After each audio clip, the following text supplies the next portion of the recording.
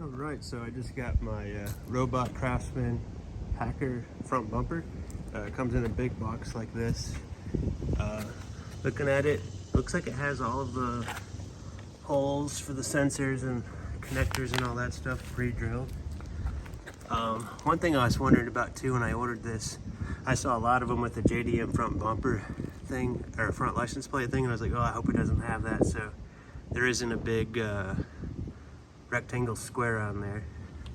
I suppose you could add it on there, but it also comes with these blocker things in here, but I think it looks cooler with the little vents, so I'll probably just leave it that way. I went with the primer type lip on there. Probably have that flat black, and then have it meshed to the blue right here.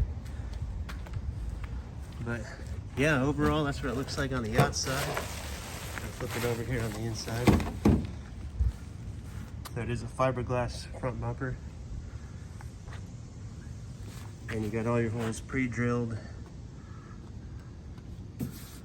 Yeah, so I'll have to run this baby over to the body shop to get